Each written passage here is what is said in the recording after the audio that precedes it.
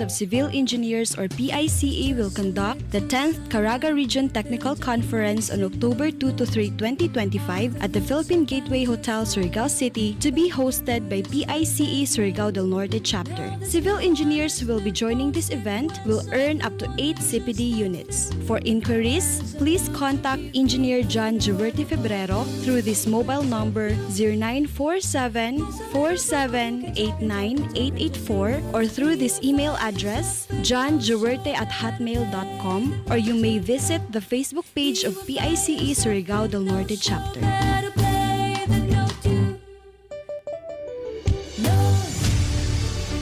Kini ang simbianan sa RPN, Radio Philippines Network, DXKS, DXKS, Jess 80, ang inyong Radio Ronda, 5,000 watts, nagsimbiya sa ikatulong andana sa UFCO Lim Building, Borromeo Street, Dakbayan sa Surigao. RPN, Radio Philippines Network, DXKS, Jess 80, ang inyong Radio Ronda. Anong tagna alas 7:03 na sa buntag.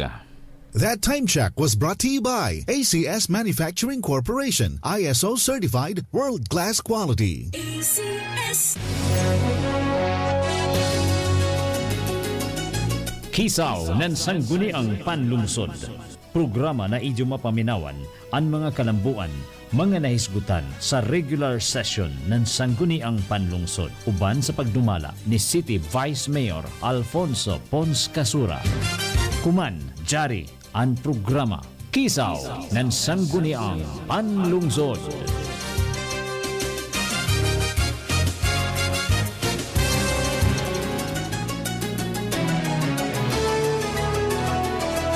Ay mga ikalag, kumusta? Maayong adlaw Sabado na sab kanatong tanan. Pizza 20 na, ning buyan sa Setyembre 2025. Niya nasab kining kada simana nga programa ang KISAW NAN SANGGUNIANG PANLUNGSOD. Mga kalihukan o mga gitambungan nga programa sa ato Vice Mayor sa siyudad ng Surigao. At the same time, Presiding Officer ng Sangguniang Panlungsod Session ng atong City Vice Mayor Alfonso Casura. Ang KISAW NAN SANGGUNIANG Panlungsod sulod sa ka-oras magtuki sa mga butang nga angeng hisayran sa katawhan dinhi sa atong dakbayan sa Surigao, sa mga kalihukan sa ato syudad ug sa abuhatan sa Vice Mayor ug sa mga kalihukan nga gipahigayon sa Sangguniang Panlungsod. Inyong alagad sa kangin ang June Clerigo atong kauban karon sa linya ang atong City Vice Mayor Alfonso Pons Casura. Vice Mayor Pons, good morning. Good morning sa tanan nga nagsunod sa ato programa every Saturday, KISAW sa Sangguniang Panglungsod. Panahon makulimlim pero arang-arang gihapon kay kung ikumpara dito sa Luzon na nag-uyan. Anyway, salamat dito sa pagsunod sa ato programa kada Sabado, and ubay-ubay ang atong mga kalihukan sa miagi nga semana. O siguro ato kining tukion tagsa-tagsa. Good morning and sa tanan. Alright, good morning Vice Mayor Pons. Last Monday, palanog ka sa imong pasalamat sa mga kawani sa City Hall o ang pagkilaya sa atong kapulisan nga mihatag og seguridad o ang tanang kooperasyon sa malinaw ug malampusong selebrasyon sa fiesta ng Surigao City, Vice Mayor Pons.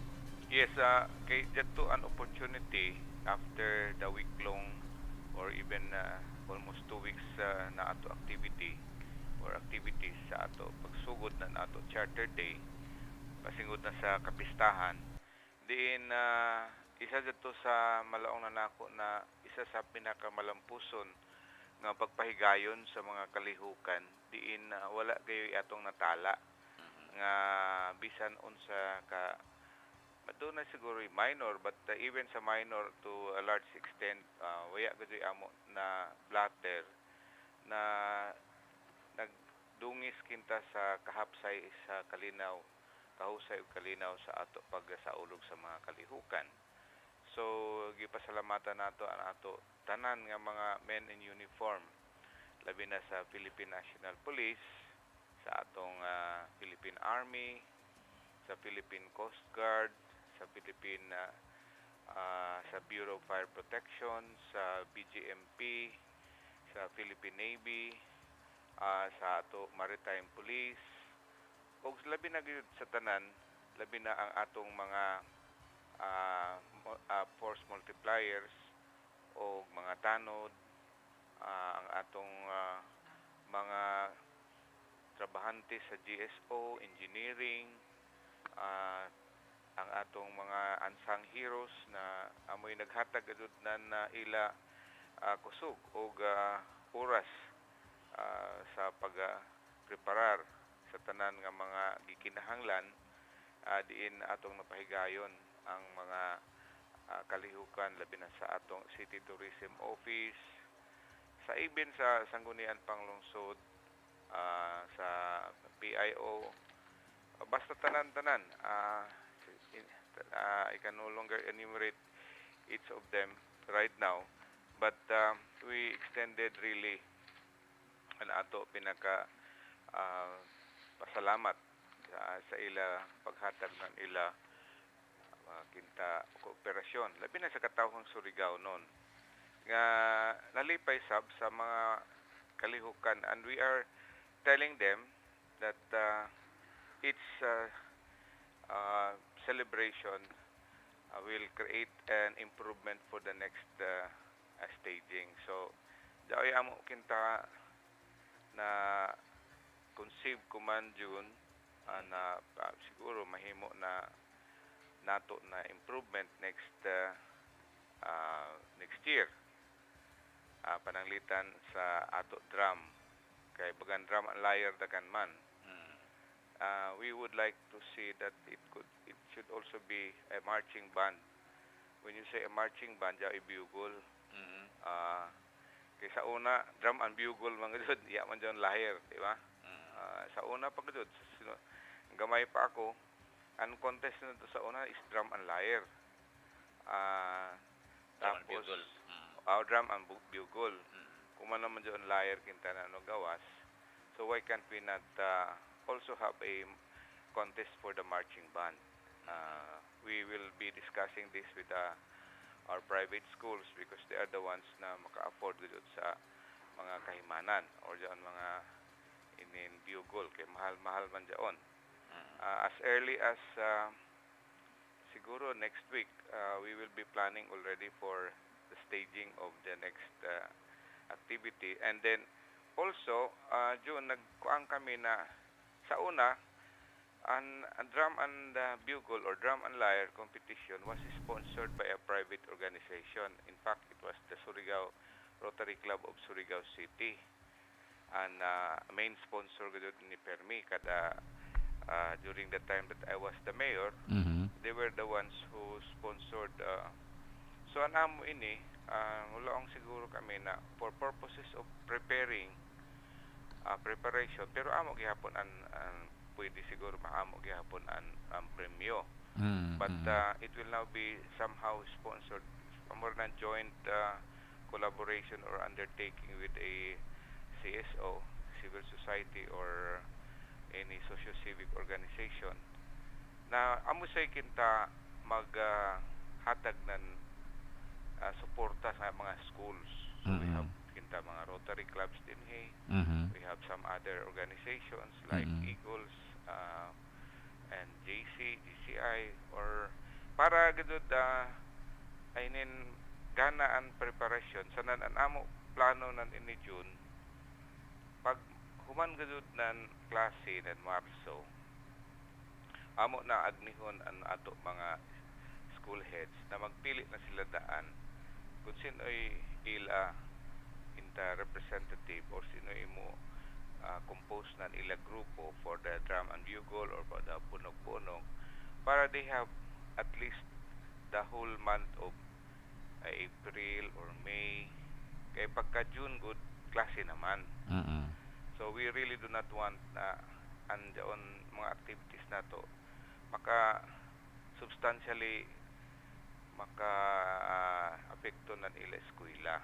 So we are all on that way of planning ahead as of today on how we can improve the staging of our activities next year. Kay bali at the end of the school year, mo open ang mga eskwelahan og tryouts ho kung kisa tong gusto mahimong band majorette, band major, twirler, mga lyricist or kining mga buglers, drummers, Yes, ngunana. exactly. Mm. Exactly, amo doon ang namo plano para ang transition grabe ka taas sa ang preparation and practice.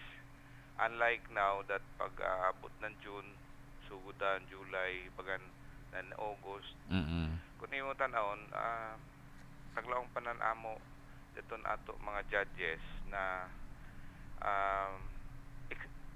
grabe gid kagana, but they can improve more sa synchronization manggod ang laong nila sa amo. Oo. It was more on the synchronization, but the way they acted was already good.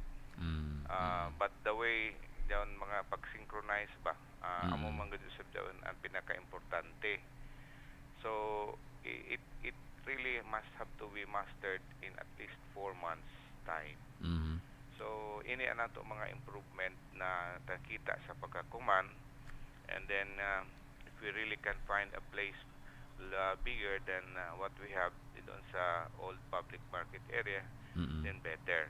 But that is still kitaglaong panamo, plano pa. We still have time naman, still September, and still about 11 months to go. Okay. But we are trying our best really, kay nakita gud namo na ang katawan Surigao nun arang gud ka gana kinta ang kooperasyon na ila tagpakita sa ato mga kalihukan, labi na sa parade.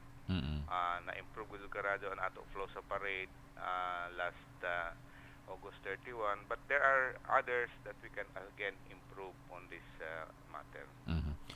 Perhaps tingali sir, mga eskwelahan mo kasi tawag ani kanang namay atong banda sa syudad mo tabang pagtudlo how to blow the trombone, the saxophone.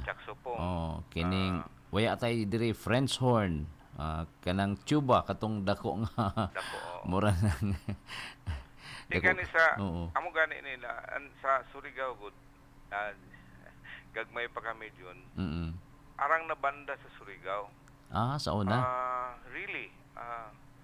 Kahagabi kahamok adto na mga karaan gud na mga tao na maamo gud pananglitan sa ton si Anhing Chris Tamparong. Oo, kadto.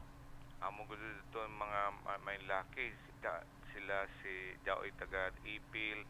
Basta kay grabe nila kahamok sa dito. There was even one band na Narciso band bagan adto na amoy gud mo tukar orchestra type adto sa una.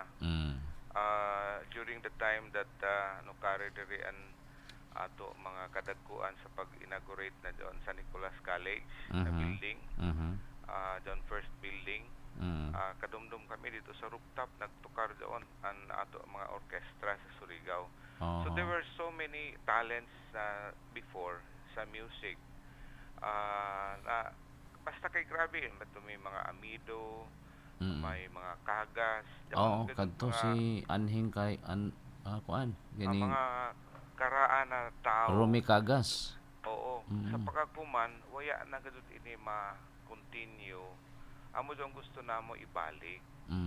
Sunod inin mag-hire siguro kami gikan sa Manila na diyon makita nato na mga marching bands sa mga munisipyo ng Metro Manila pagkagana doon kun imo tan-awon bigan makita mo gani doon sa YouTube. Yung mga marching bands ng mga munisipyo ng Metro Manila.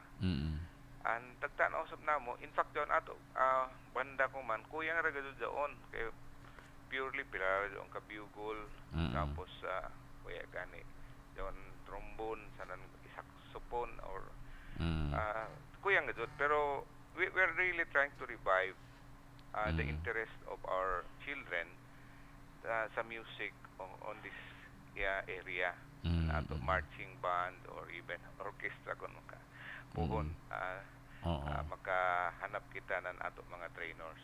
Kay I remember katong nag-imbitar ta dinhi og concert sa Siliman Brass Band. Di ba gagana to? Pagkagana. Ako lang panguntan, why can't the schools that we have here be able to have that?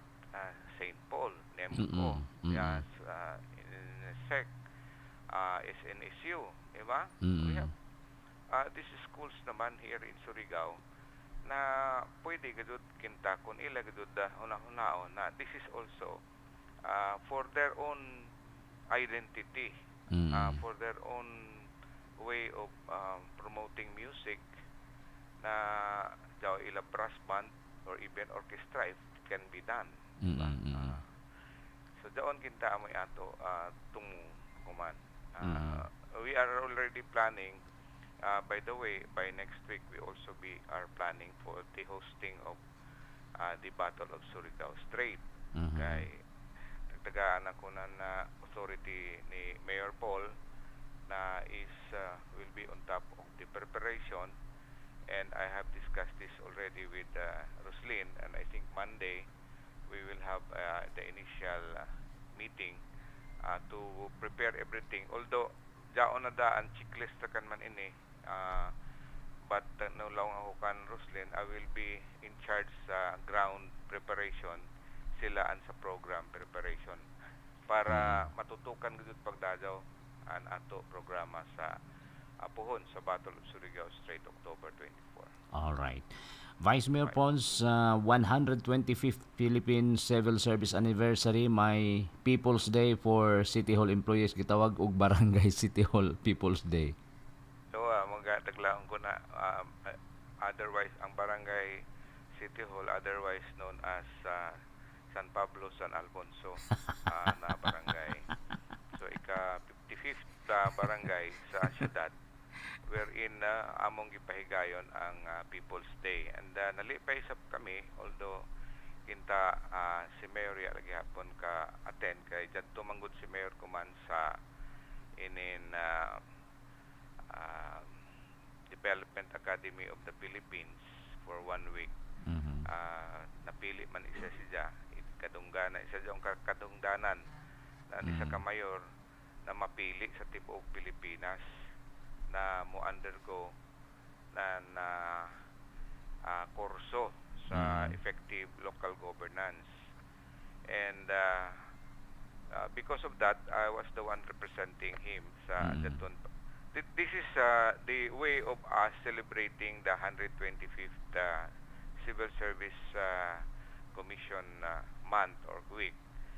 Din amo tunong gadot na what a better way to celebrate the Civil Service Commission week and than having a People's Day sa mismo sa barangay or rather sa City Hall.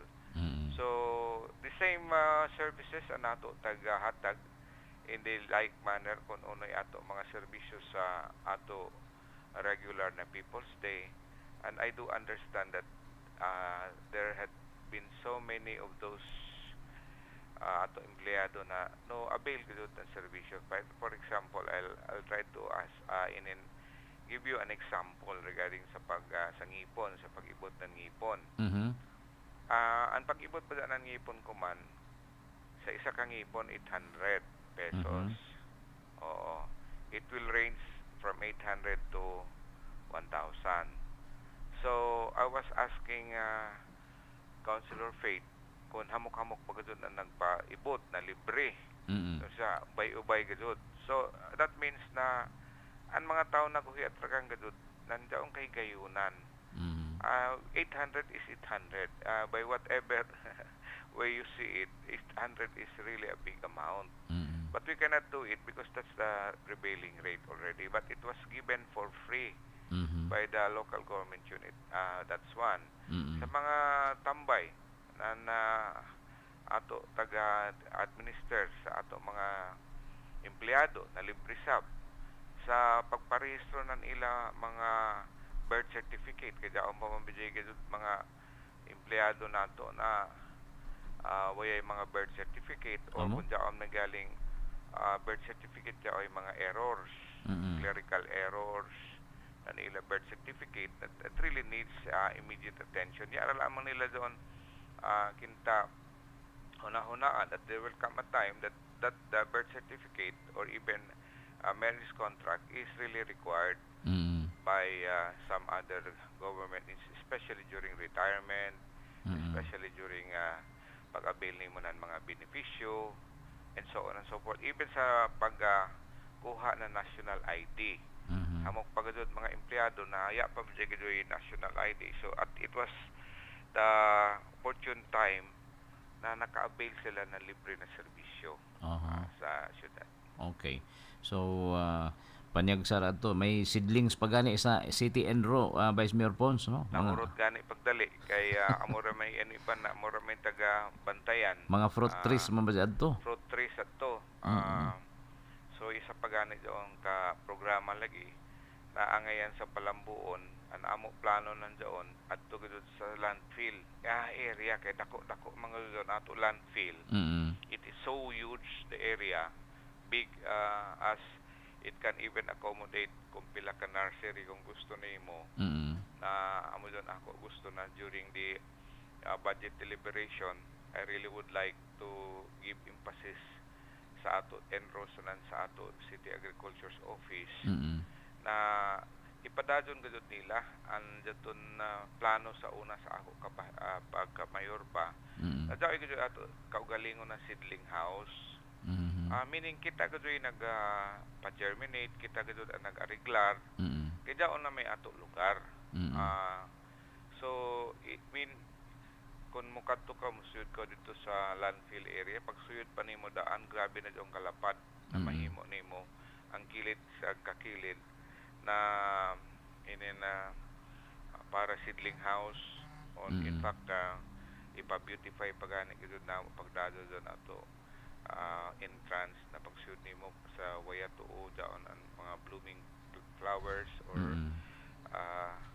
mga puno ra ka na klase, whether it's bougainvillea basta daoy color na mo gawas dali ra man gud daon magpa germinate. Ako gani sa bayay, I have so many bougainvillea na makita nimo sa taas. Nadali ra man doon mag-cutting ra ka nandoon. Pag humani mo cutting, ireglahon mo ra in 6 months time dako na doon. So these are things that we are really trying to improve in a way that it will also be presentable, and noting to that effect that daton ato people stay and taghugupan gud daton mga seedlings. Siguro ani ba na ang ganyo gud na daong may libre, will take this opportunity para itanom na do sa ato mga sa ato siguro yarda o dito sa ato umahan. All right. Dito sa gawas ang Red Cross libre sab sila blood pressure check sa ato mga empleyado. Tanan-tanan lagi, and as I was having the video clips, I have seen it, and then really it is really heartwarming na tagaan sab nato ng basic services sa nato mga empleyado mismo sa People's Day activities or benefits na madawat every People's Day. Okay. Bitong katong libreng antiyohos ni Dr. Ofelia Go Quintero sa diha dapit daol sa entablado ba to or dire sa may kilid? Kanan, may free eyeglasses, free eye check up nila ni Dr. Mitoy Go. Doc Mitoy. Dr. Ophelia. So really it was full of our employees who availed of the services. Okay. And we will continue with that in the next staging of our People's Day. Kuha na kibali ang sunod sa man year 5 na sa Year next 5, year. yes, Kay year 4 man to kuman before the election. Year 4. Siguro we will start siguro by January na kaya naman kuman to we will go back early next year or second quarter of next year. It will continue because it's all fully funded naman sa ato budget for ato annual budget jaon na dyan People's Day expenses and budget. Kaya dili ba dyan malalim dyan kandakaw ng People's Day. Okay, pagdayan ng resources ra lamang daan ngadto sa mga kabaranggayan ang pagbiyahe pa. And Biyahe, then mga kalihukan ka dyan, ang pagkaon, kay di mo sa gusto na mo na ang barangay amoy mo. pero kay maglitson man sa bang kapitan. Dili, doon kita, Kapitan, will just, host us lunch, but kung iya dyan i-host ang tanan, sus, labad ano yun, kaya mo na dyan ang pista. Alright. Okay. Na may mga kapitan ka dyan nga galante, Vice Mayor Pons, kay labi na itong mga arang-arangan nga mga barangay. Oo, maglitson pa gani. Oo. Taglang lagi na mo na, daw na.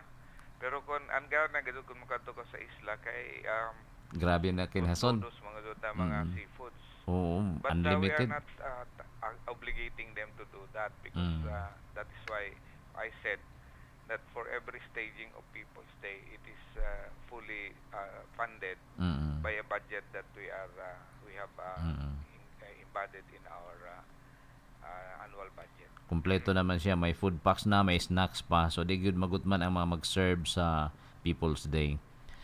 Amo gani dyan na dili lagi na mo inin taglaw pa i-burden na nato mga barangay officials for the preparation of the food. Okay. Last Wednesday, Vice Mayor Pons, gilans ninyo ang MPD-ISP monthly provision of direct aid to indigent solo parents. Mao dining MPD, monthly provision of direct aid to indigent solo parents kon ISP diya sa City Gym. Ang imong inspirational message nakapadasig sa mga indigent solo parents. Pero hamok sa bang naglaw nga sana all kuno maka-intra sila pero di as mga laing munisipyo dili kung sa syudad.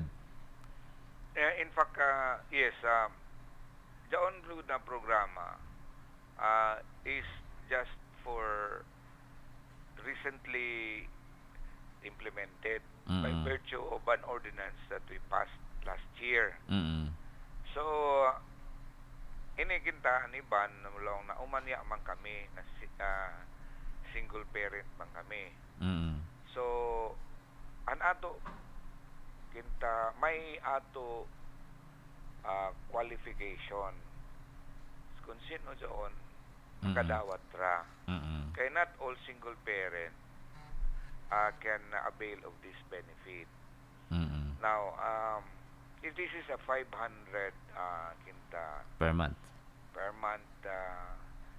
Assistance to single parents, so that would mean 500 for 6 months and then 1 year, so that's about 6,000, diba? No, 3 times 12. Oo, 3,000 ang 6. 3,000 ang half year. Sa 3,000 and half, 6,000 and whole year. Ini is for the indigent solo parent. Indigent. Now, if there is one that has been left out because hamok man sa ako ang nag-message, nag-text, na why is it na waya sila ma-appeal. Ang ato proseso is, number 1, mag-rehistro ka. There is a registration inventory of all solo parents here in Surigao City.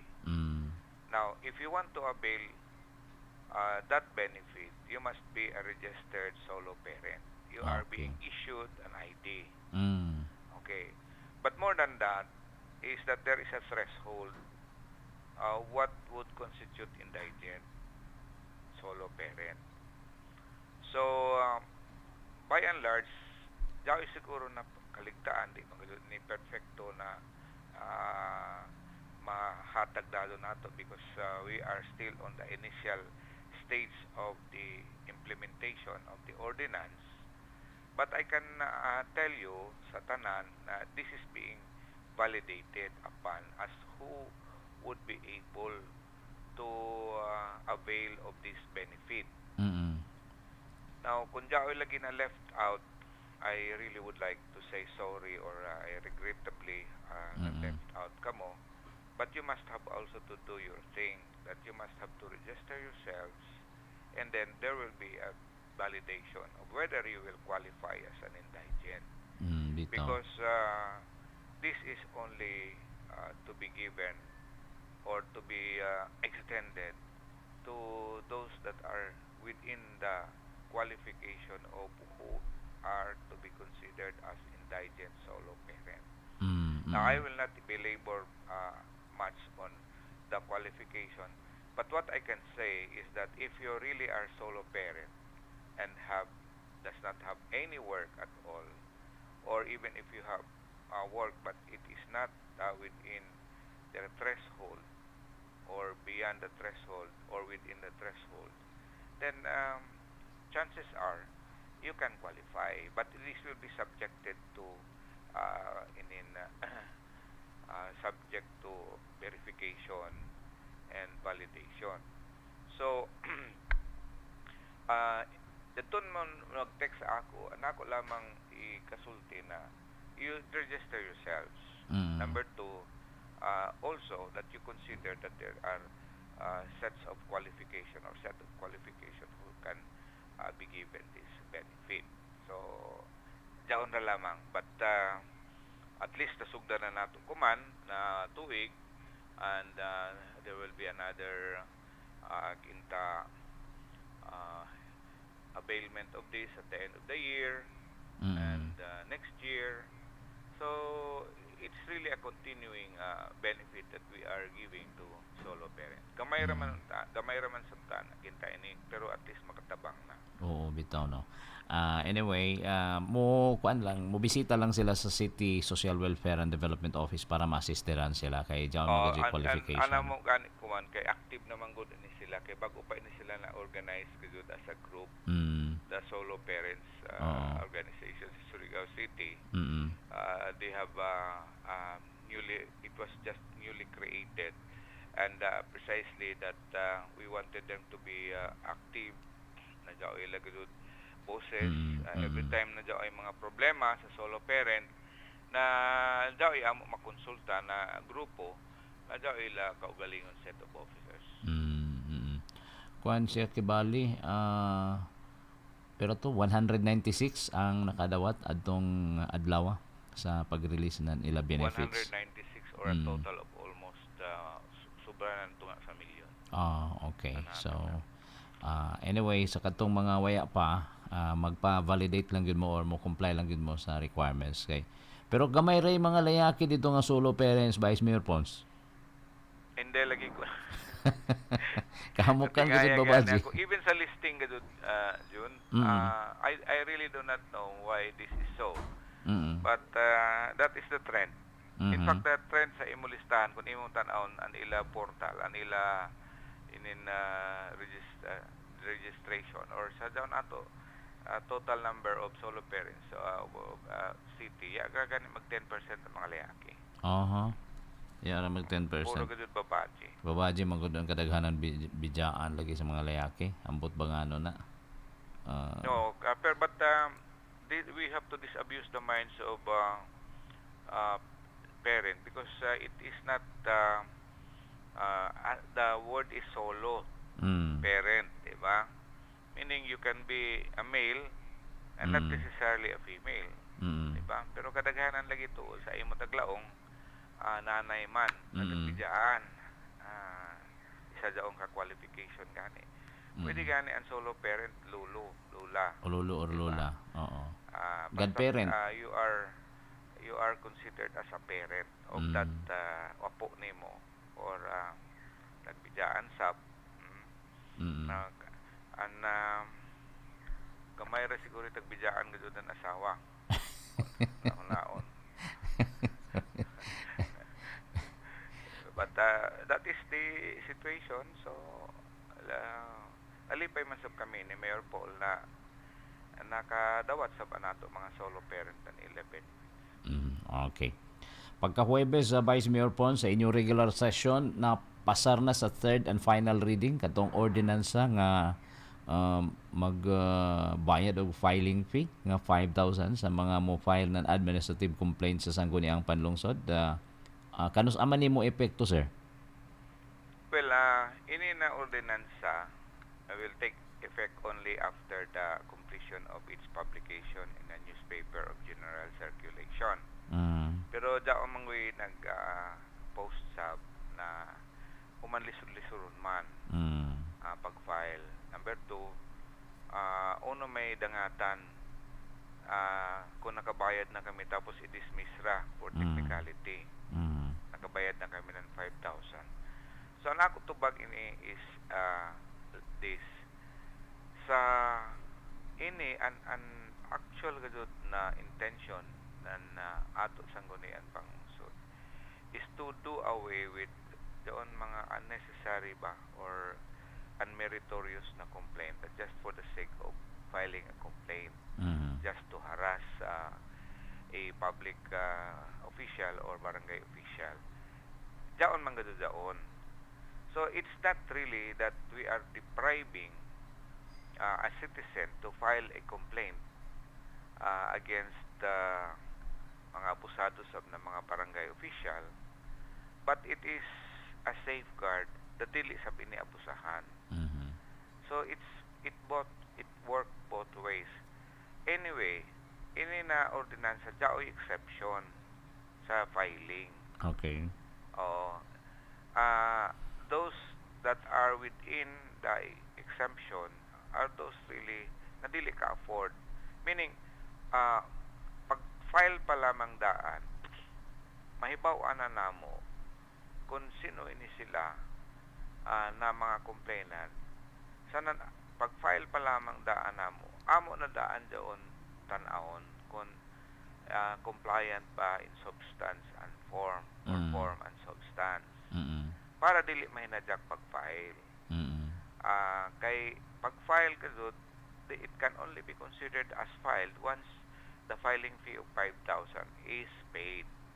So, daton question as to whether or not nag-usik-usik ra lamang kami ng kwarta only to find out na i-dismiss because of technical issues, that will not happen because in the very first place, pagdawat pa lamang namo daan, pagdawat dili pa namo doon istampingan na receive, daw isa ka tao na amo or ako mismo or si Councilor Catre will be forwarded to him and determine whether this is really filed in form and substance. Because if it is filed waya mo comply na requirements na verification, waya mo amo gud sila na dong ibalik ana ini ipa-verify ini tapos ini ang mga kinahanglan pa nimo prober namo ini dawaton kay kung mo insister ka gud na magbayad ko man amo man ni forward sa committee. Pero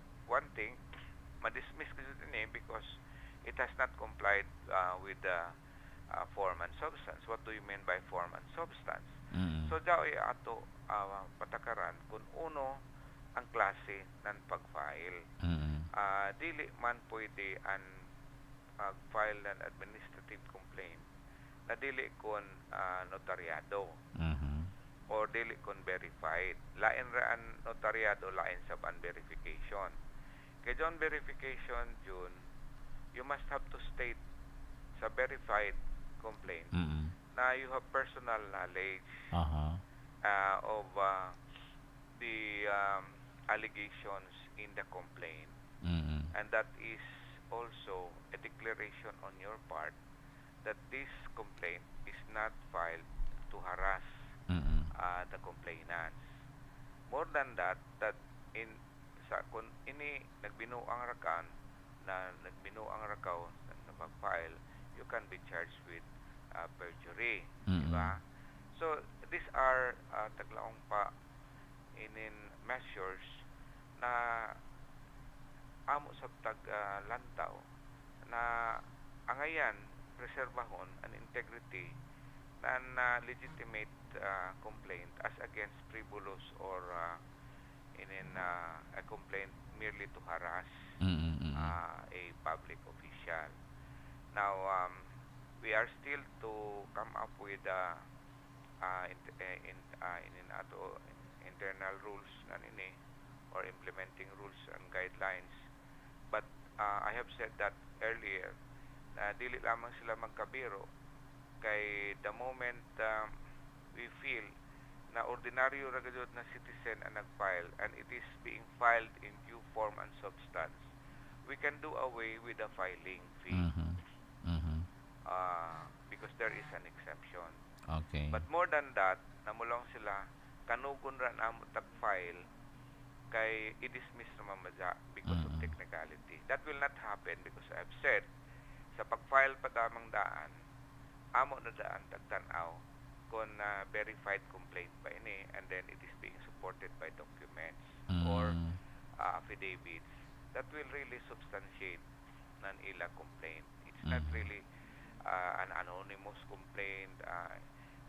We can have that, but for purposes of administrative proceedings, okay, this is a formal administrative proceeding, we are guided by this ordinance now that the filing alone, there is a filing fee. Okay. Now, what about kung dili sa jurisdiction ng Sangguniang Panlungsod, amo ditong last na tag-refer nito sa Office of the City Mayor, no? Katong sa kanila ni pa? Yes, because ang mayor has administrative jurisdiction sa non-elected barangay officials or the ombudsman. So dato tag-forward na namo duha dito sa ombudsman and the office of the city mayor. Either way, the mayor can conduct their own way of administrative proceedings, or the ombudsman will take cognizance of that complaint and issue the necessary order for the respondent to reply. Okay. To file an answer. It's already beyond the jurisdiction of the Sangguniang Bayan or Sangguniang Panglungsod because our jurisdiction is exclusively for elected barangay officials. Okay. May mga barangay na sa Vice Mayor Pons, no, nga nakaduso ng ila budget for 2026. Amok na ini sila. I think there are about already 9 and we would like to congratulate again sila na naningkamot ko doon as early as today or as early as September nakasubmit na sila ng ila 2026 budget. Now, siguro yun kaligtaan sa paglista dito doon sa ako listahan. Atong public hearing na tag-conduct ng Committee on Rules regarding sa requirement ng ato lifeguards. Okay, oo. Lifeguards ng mga coastal barangays. Kumusta man tuod ni sir? Beach. Now, gana ang public hearing na tag-conduct, nag-attend ako ato, the one who conducted the lead committee on rules.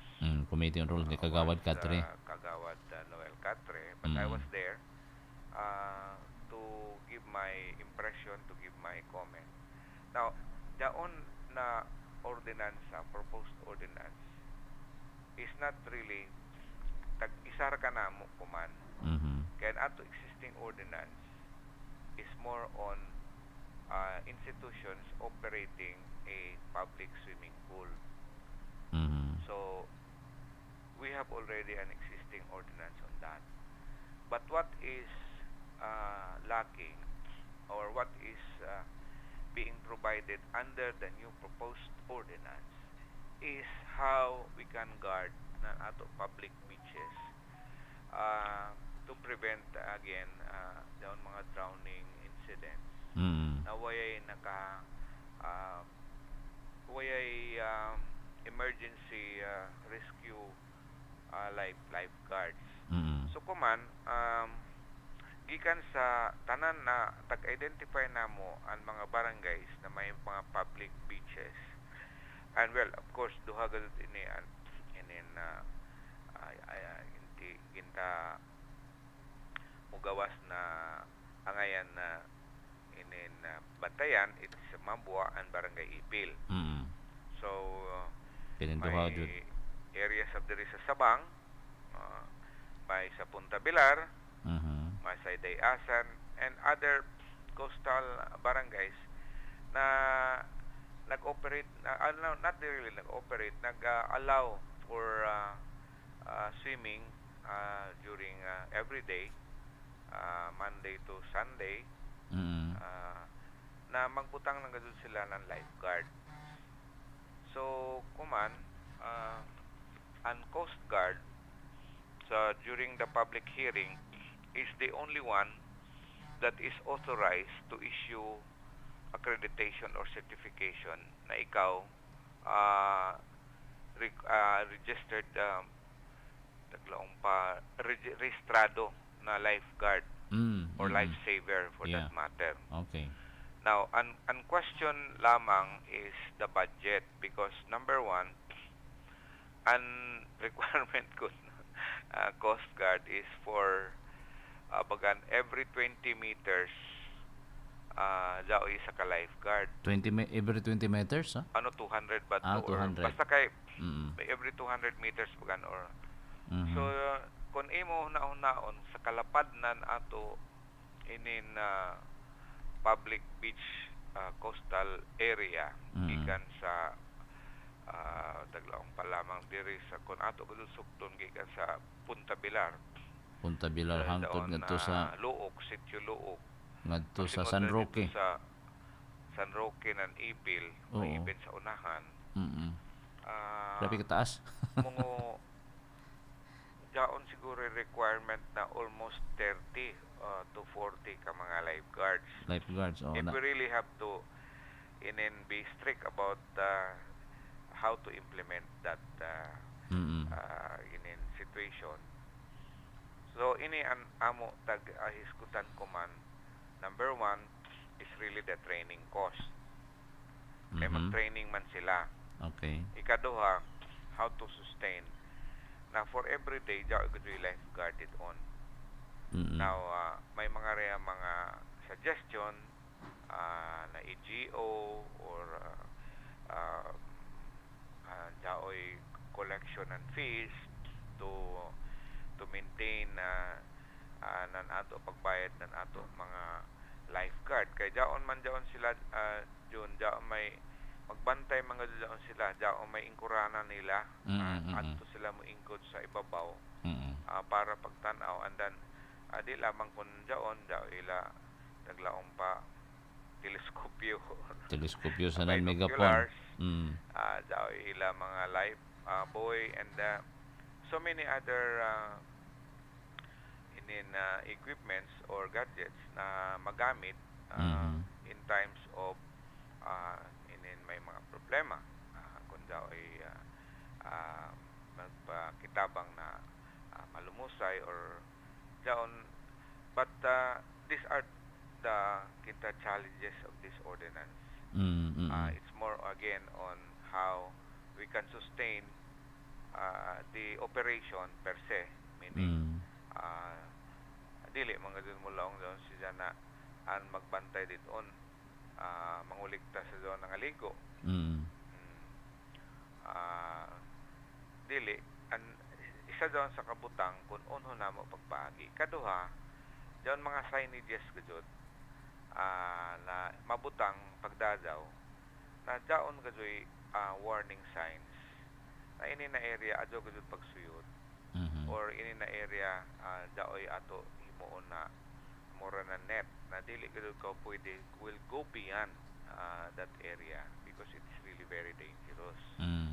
And more than that is how we can prevent people from swimming in the event na dili kon maradaw ang panahon. Ka unoy mga pamaagi dito na mapwersa nato daon sila na dili gud maligo because it is not safe to swim on that particular time and hour. Now doon is already a challenge sa mga barangay officials, but we have told them na any good is a way of ours preventing the occurrence again of drowning. Mula mo sila na daon manguligahi na uyo na mo labi na kung hubog na. Well, again, this lifeguards are being given sort of power na kung kuang ka i-challenge ka, they can be charged with in some criminal act later on, the disobedience ba or whatever, basta kay jaon na mga areas na amo consider ko man. And so again, it's more on the budget. Number 2 is how we can purchase the equipments. Number 3, signages. And the authority that is being given, that they can be considered a violation or yung mga taglaong panila na Surigao online nagkahit na uyo, dili mutuman, matalar, mahataga nato ng disiplina. Okay.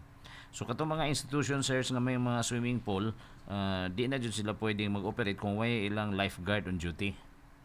In fact, they will not be issued any business permit to operate a duly licensed swimming pool. In other words, separate from their institution, being given a business permit is a separate permit that will be issued for them to operate. Okay. So, even if you are an institution, you are all issued a business permit to operate a school. But it doesn't necessarily mean that because jaon na imo permit that you can operate a swimming pool. Because right now, ang pag-operate ng swimming pool is a separate certificate or a separate permit that will be issued by the local government, even to the extent that ang quality of water will have to pass the requirements that have been embodied or indicated in the ordinance itself. Daw ato coliform, daw ato way of in determining whether they are compliant with the standards. So, we have prepared to pass before siguro October, so that everybody can prepare for the next by coming January, effective na hopefully if we will be able to resolve the issue as to the budgetary requirements, then I'm sure that this can be approved and then implemented immediately. All right. Atong Biyernes, Vice Mayor Pons, nibisita din ni sa ato ang Supreme Court Associate Justice nga si Justice Dima Ampaw. Ang asawa ba dyan ni taga mainit? Oo, si Ma'am Gina. Si dinhi mangani si Ma'am Gina daton alumni homecoming, because they were the ones who were the Golden Jubilarians. Anyway, nalipay kita na nalakip ang Surigao City sa pag-inspection ni Justice Japar Dima Ampaw.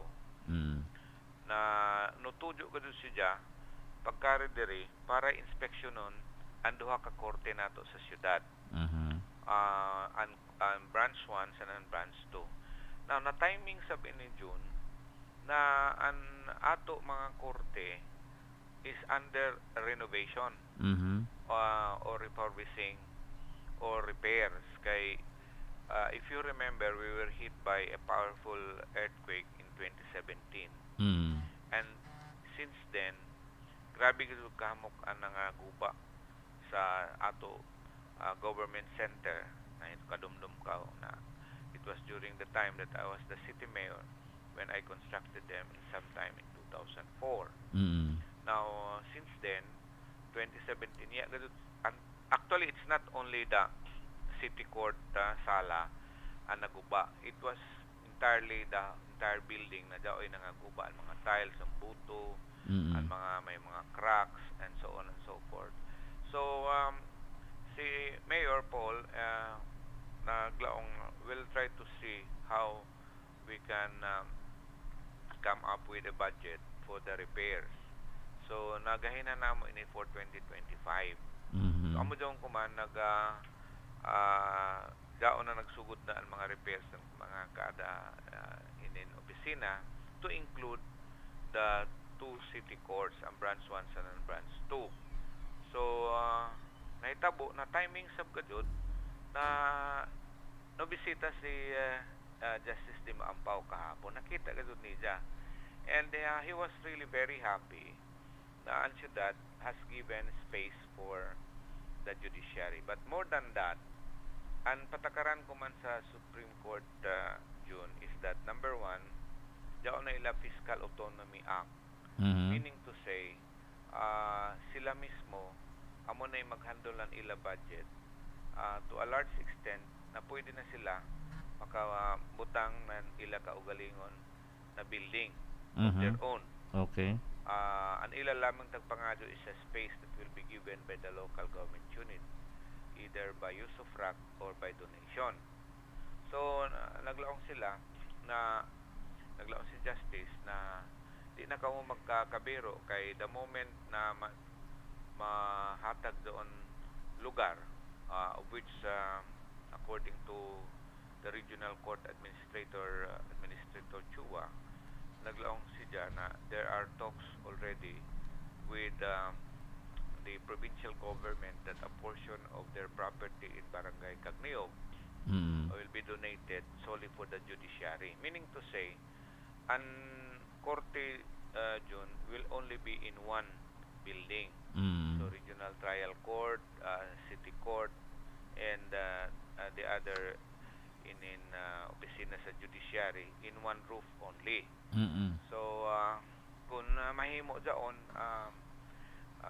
tulaon sab kami na we'll discuss that issue with the provincial government and the mayor of whether or not we can also have our own way of seeing to it na ma-fast track dyaon, or either kami basay mohatag ng donation ng lute basta lamang kinta na ma-separated na ang ato mga sala. Kay once there is a donation, just like what they are doing there in Siargao, nagdonar ang LGU na isa ka luna sa yuta, and then it was the Supreme Court who constructed everything from the building and then the facilities and even sa ila bayranan sa kuryente, sa tubig and so on. Independent na sila. So yan ay amo pananglitan sa mga aircon requirements kaysa pagkakuman and sigara sila kita naghangyo na ang aircon, matagaan sila ng aircon, matagaan sila ng tao, matagaan sila ng improvement and so on. So this is a welcome development on our part because the space that tagamit kuman will be instead given to other offices ng city once we will be able to finalize any deed of donation or use of RAG, and immediately they can already construct their own building, their own building that will house the RTC. We have in Duhaman Regional Trial Court Branch 29, Branch 30, then duha ka City Courts Branch 1 and Branch 2. If possible, we can establish the family courts in Surigao City, then we will be giving a reserved space for that. So these are the new developments that we have taken of note yesterday, no less than from Justice Di Maampaw mismo ang nagsulti damo. Okay.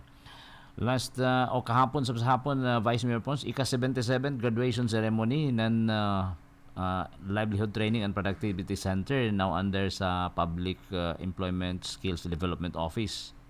O doon niya kita ka-attend on, but I attended na natun gabi ng pasasalamat sa City Health Office. City personnel, City Health personnel under the leadership of Dr. Benji Tita Notada, kabi grabe ka ganang, grabe ka bunggaan ila presentation kabi sa tanan ng mga health centers ng syudad nag-represent ito, may ilang mga dance numbers, and really it was the first staging of gabi ng pasasalamat, meaning to say that was conceived merely to have them be in one occasion, giving themselves their own way of thanking each other And also by way of saying that either way, kami ang nagpasalamat, sila sa nagpasalamat. Because right now, I'm happy to tell everyone na namati na ato programa ko man, na ato mga health centers are already with their own doctors already. Meaning, ang manpower complement na takinahanglan sa isa ka health center, like for example, Barangay Luna, Barangay Taft, Barangay Washington, Barangay San Juan, and these are the big health centers here in Surigao. Diyaon ay kaugalingon na doktor. And more than kaugalingon na doktor, diyaon ay kaugalingon sab na mga nurses. So independently, they can operate their own way of rendering basic services, health services, in their own health centers. Na pwede puro sab kinta mga maragjaw. Labi na pinakabagpo ko man ang Barangay Luna. We have Barangay Cagniog, but still we are trying to pave the way na ma-fully operationalize doon. And as what I mentioned last night, diyan ato kung man infirmary or mini hospital na diyan sa kanto ng Narciso and Espina Street, makita man ninyo ini na humana ang building. Okay. In fact, we will be inspecting it next week to see sa ako sa taglawang panan ato city engineer. It will be turned over to us siguro in due time, but we will have to kinta validate pa kung ang mga specifications. Pero humana, as you can see, as you can pass by, nakita na ninyo how imposing the building is. But it is not more on the structure, it is more on how we can be able to operate it the soonest possible time. Now, before we can operate that, of course, we will have to comply with certain basic requirements that will be taken of note by the Department of Health. Meaning to say, you cannot just operate that without a permit to operate by the Department of Health. It is the Department of Health, Caraga Region, and mo issue sa ato ng permit to operate. Now, the thing is, for purposes of having that requirement is manpower. So kinahanglan na daoy kaugalingon siya ng plantilla. Now, as of now, we are still trying to consider and budgetary requirements nan ini, but considering that the building is already there, kinahanglan sa gadud nan ato manpower complement, doctor, nurses, midwives, even nato mga naglaong pa other health providers na nato mga medtech, daw gadi ja kaugalingon ng manpower complement. And I told Dr. Natada na it's high time that you present that next week for purposes of initially coming up with how much is the budget that is needed to have a full complement so that we can have that building operationalized at the soonest possible time. Okay. Alright, Vice Mayor Pons, salamat ka radyaw sa mga informations nga imong gipadangat dinhi sa atong mga suking tigpaminaw, hamok mga nag-create diri sa imong kumpare Roldan Bukilon, may buntag diha sa kang pari Vice Pons. Roldan. Maradyaw sab na buntag, so ini nato ma-report ko man a week, and we expect that next week ubay-ubay anamo mga kalihukan kay what was kinta suspended for the last 2 weeks because of the fiesta. We will now be in fact preparation for the budget and hamok pagadud ang ato mga committee hearings, administrative hearings, and so on. So amor kan ini anay ko man June, and salamat gud sa tanan nga nagsunod sa ato programa KISAW Sangguniang Panglungsod. And again, I wish everyone good health God bless to each and everyone, and to God as always be the glory. Salamat ug maayong buntag kaninyong tanan. Amen to that, Vice Mayor Pons, and daghang salamat. Mga kaigsunan, ang atong Vice Mayor Alfonso Casura sa KISAW NAN SANGGUNIANG Panlungsod. Dinhi atong tapuson kining mao nga programa hangtod sa sunod nga Sabado alas 7 ngadto sa alas 8 sa buntag. Sa kontrol nila ni Paing Agra ug ni Jacqueline Hakusalem, sa transmitter si Bubong Abad, kining inyong alagad sa kahanginan June Clerigo magpasalamat. Maradyaw na adlawng Sabado kanatong tanan. God bless Surigao.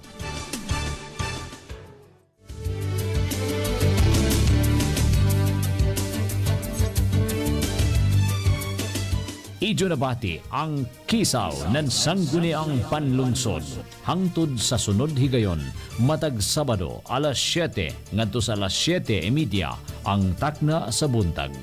Salamat karadyaw sa ijo pagpaminaw.